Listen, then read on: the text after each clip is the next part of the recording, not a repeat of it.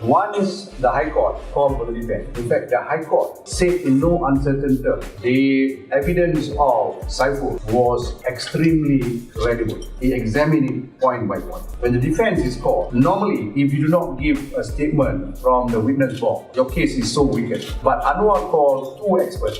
Both are Australian. One is completely irrelevant. The other, somebody by the name of Dr. Brian McDonald, who the Court of Appeal described as armchair expert, armchair, because they got no clinical work at the time when they give evidence, whereas our DNA expert, day in, day out, they do nothing but DNA. Brian McDonald was rejected in his own country in 3 cases. His own court in Australia described him as unreliable and non-credible, but our defense counsel called him to give evidence in the Malaysian court. He was also rejected in a Brunei court. If you ask me whether a High Court judge should convict him or not, the answer is yes. That's the reason why the Court of Appeal convicted him reversed very easily. Because the only reason the High Court, I do not know why the High Court judge went to that extent, was this. If you imagine this is a plastic bag, it's like a holding bag. The exhibit, 12 exhibits were put inside here. Each one of the exhibits is in a tamper-proof bottle, sealed, 12 of them. When the doctor gave to the investigating officer, DSP Judy Pereira, the investigating officer brought it back to the office and he said, I follow IGSO. IGSO is Inspector General Standing Order, where every exhibit must be separately wrapped in an envelope. So he said, what I did was, this is not a seal, yeah? Individual one are sealed, kalams, yeah?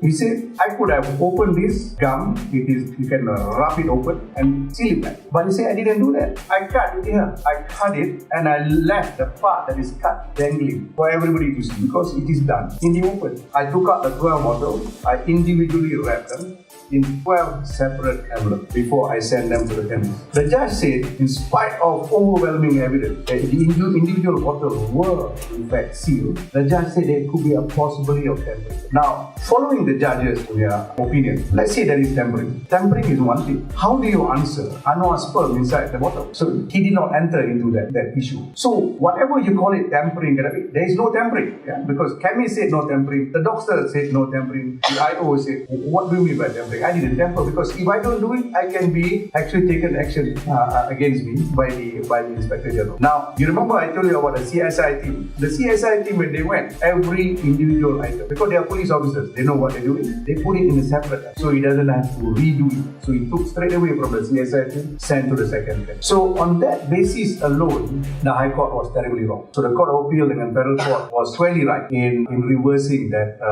acquittal.